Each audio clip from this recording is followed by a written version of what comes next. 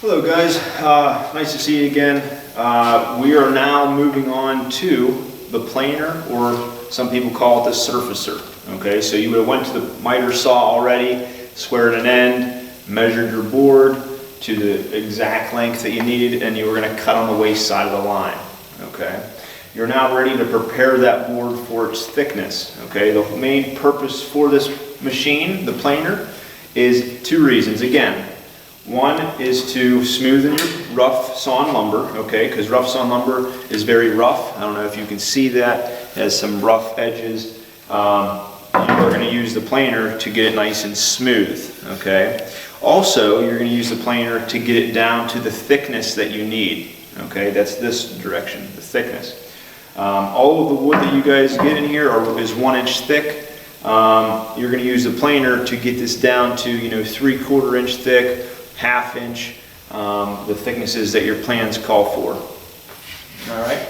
So, just so you are aware, just like all the machines, you are required to wear safety glasses. Also, if you have any questions on using this machine, you're going to ask me about it. Okay. One thing you want to remember: you're never going to look into the cutting chamber. Okay. This right here is the bed at which your board lays on. Inside of that is your cutting chamber. Okay. Inside of this, on top, there are 3 knives that rotate, and it's going to take layer by layer off of your board and smoothen that face. So whatever face you are needing to plane down or smoothen, you're going to have it facing up. Okay.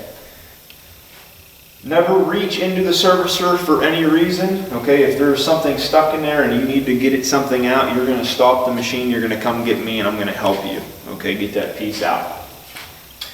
You're never going to put material that may contain nails or metallic hardware. That's one big issue that students do in here, is they don't check their board, and if there's a nail in there, if there's any type of metal that's in there, you're going to end up gouging the knife that is in there, or all 3 of the knives. And you will see, once you put your board through, you'll have a big strip right down the middle, and then you're going to have to go through and you're going to have to sand that off. It's a real pain in the butt. So make sure you check your board for nails. Glue is another issue. You're going to try to get as much glue off as you possibly can before you bring it to the planer, if you are gluing up something before it needs planed, because glue can screw up the blade as well, or the knives as well.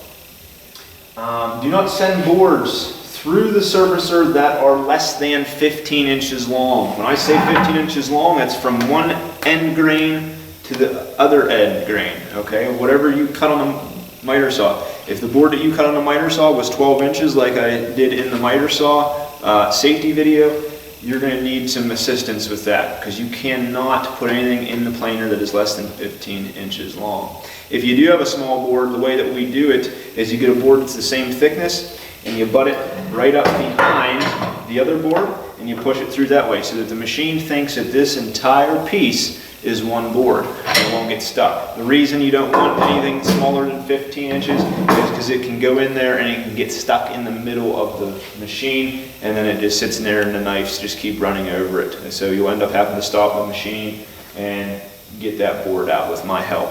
Okay? So 15 inches or less is a no-go, unless you are adding a board that is the same thickness for length to get past that. Never attempt to send plywood or composite boards through the surfacer. They will be destroyed. Okay? No man-made material, no plywood, no 1/4 inch lawn, nothing. It's going to blow it apart in here, and it's going to cause a mess for you to clean up. It's going to blow apart the board, and also it can damage the machine. So no composite or plywood. So you're going to set the surfacer table height, so this is your table, to the thickest part of your board. What that means is you're going to find that whatever the thickest board you have, you're going to set the planer to that first, okay? Because if you set it to the thinnest part, or the thinnest board, it's already thinner than your other, and you go and you accidentally put this thick part in there, first off, it's probably not going to want to run through, and second, it's going to take a large amount of material off, which is very bad for the machine. So I'm going to go over how you set that up, but just know on the test, it is the thickest part of the board that you are setting this planer up for. Okay. As far as your wood being cupped, A lot of times you would go to the joiner board before you come to the planer, but since our joiner guard the spring on it is broken and I've replaced it so many times it just keeps breaking, I always have the students come to the planer first. So number 9 on the test I'm going to give you. So if you get to that question and you aren't sure of it, ask me, I'll give you that question. We're just going to use it. But if you have a cupped board, I will help you with planing it, okay? Just know that. So 10, place the flat face of your board down against the table and feed the board through with the grain long ways, okay? So you're going to look at your board, you're going to see what the flattest face is, and you're going to face it down, okay, on the table. And you're going to put this in long ways. You're never going to put it sideways, A, because you're going against the grain, okay, it's going to chip it out, and B, your width is probably not going to be 15 inches, all right, or your length. So if you put it in here like this, it's going to get stuck in there. So just remember that. Always from end grain to end grain, long ways with the grain is what you're going to put this into the machine. If your board sticks in the planer, you are going to end up pushing your board through. I always tell students to use their hip and kind of push that through. And if it also does not move through with your hip, you're going to turn the machine off, let it come to a complete stop, and then come get me and I will help you get your board out, okay? Okay, what else? We are ready to go over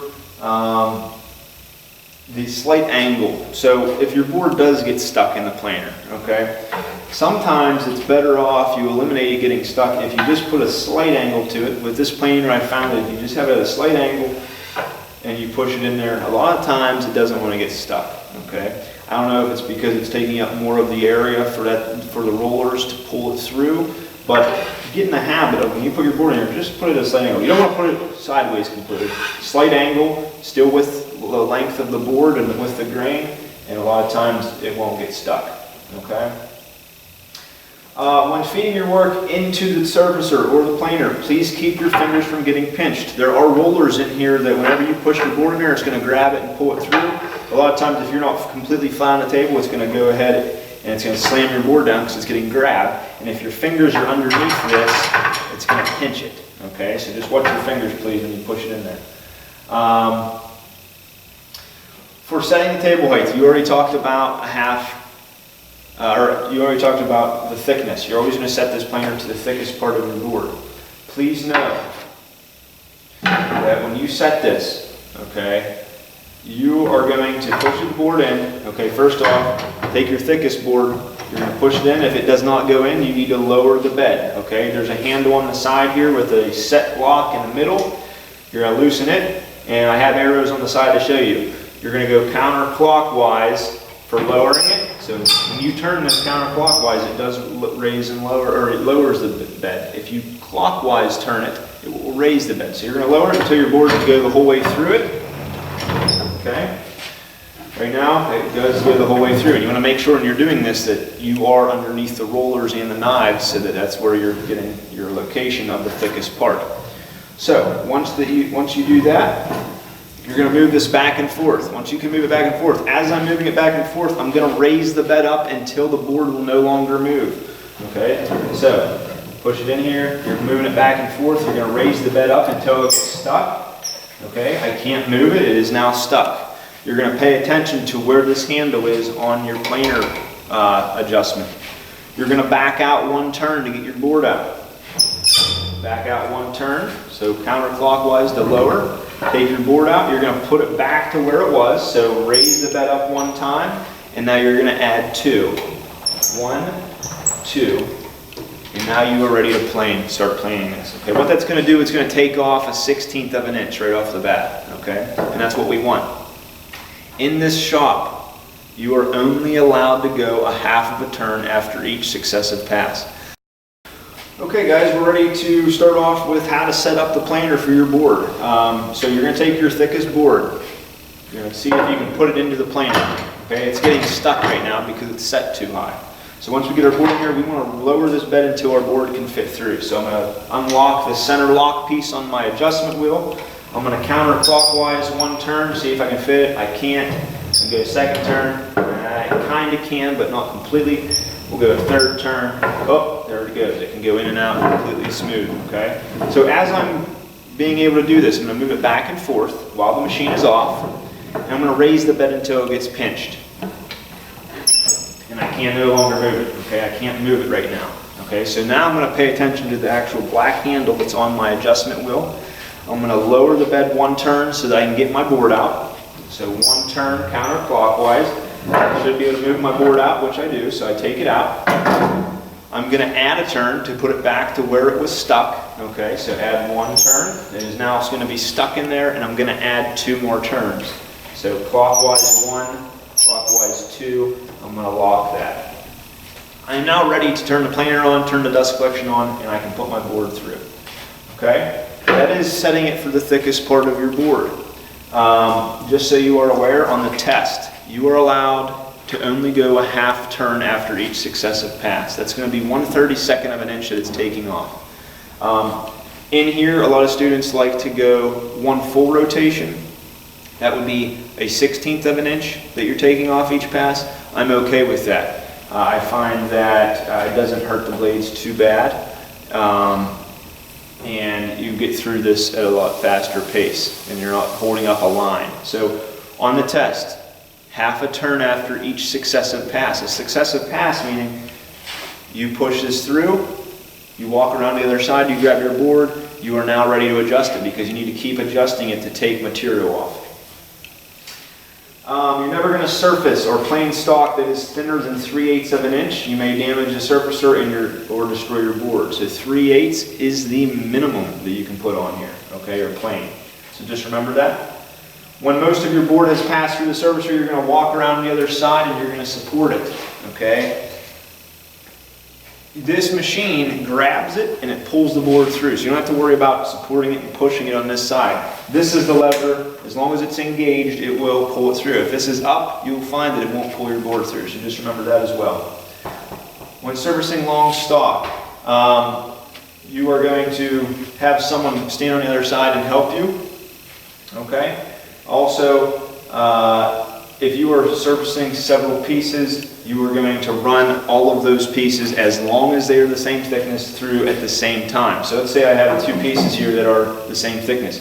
I can run both at the same time, then adjust it. Okay, if you have to, you can run one board and follow it up with one behind it, and you just keep adjusting it. Don't put one board in here, plane it, then adjust it, plane it, then adjust it, and plane it. Then you go onto the next board and do the same thing. You're going to eliminate time if you do them all at that same setting, then adjust it, and so on. All right, so we're ready to discuss if you have to remove a lot of the material, it is best to turn your board over each successive pass. So instead of you just focusing on one face to plane it off, you're obviously going to want to flip it to have both faces nice and smooth. So make sure that you get in the habit of flipping it each pass, okay? I always tell students, plane it until one side is completely smooth, flip it over, plane it till that side's smooth, and you can just start flipping it, okay? A lot of these pieces are going to be taking off about 1/4 inch because it's going to call for a 3/4 inch board on a lot of these plans. So just realize that you do want to start rotating, okay? This helps your board from rewarping, just so you are aware. 21, stop servicing immediately, get to the instructor if you notice anything abnormal. And there should be nobody except yourself in front of this machine, okay? This is where the board will go if the machine does kick back. It is possible, have not seen it yet, but I do have safety zones here. You are only allowed to be in there, the person that's using the machine. You do not want a buddy standing in here with you. You can have a buddy on the other side helping catch, but as far as in front of the machine, just you.